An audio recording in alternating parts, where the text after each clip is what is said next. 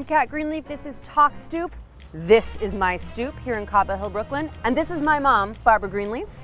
Hello, I'm so happy to be here this afternoon. Besides being my mom, which is, resume builder right there, you are an author.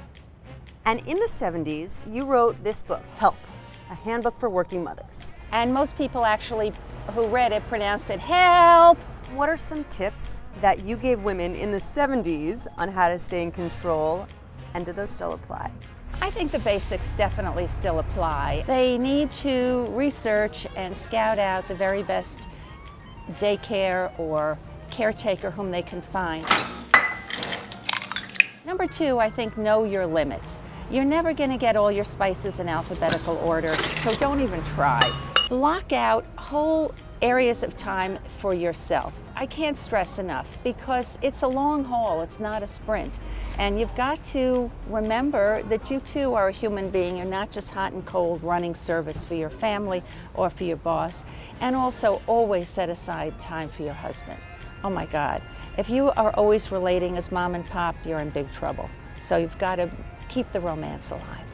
Keep the romance alive. It's so gross to hear you say that. Well, it's true. I've been married 44 years, and Dad and I kiss all the time. Are we done with this portion of the interview? It's gross.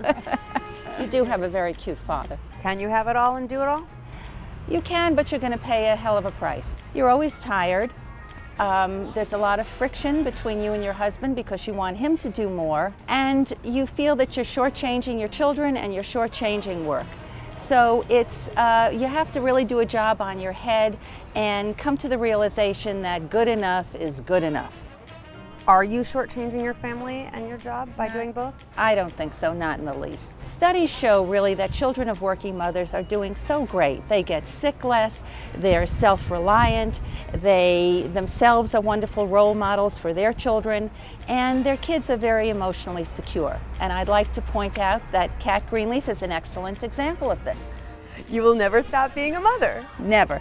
So Mom, if you were to write this handbook for working mothers today, as opposed to 1978, would there be any significant change in the content? Yes, I think that I would pat working mothers on the back even more than before. It's thanks to working mothers that so many families are able to stay out of poverty, which is the very best thing you can do for a child. Yay, working mothers! Yay! So how's being a grandma? Grandma? I always knew I would love being a grandma. I don't want to say I could have skipped motherhood, but there's no comparison. Okay, so do you see why I'm like this?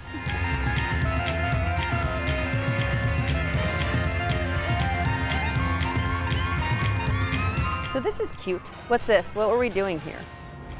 We were posed by a photographer from the New York Times. I was reading to you, as was my wont, and they used this in the review of the book, Help, a Handbook for Working Mothers. You were cute. You are cute still. I loved your hairdo.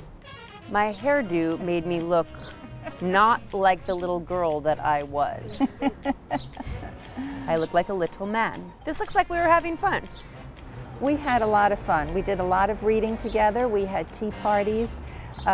We spent a lot of time together. Although I must say that when we were reading, you took all the voices. Thank you, Mom. Mwah. Loved it.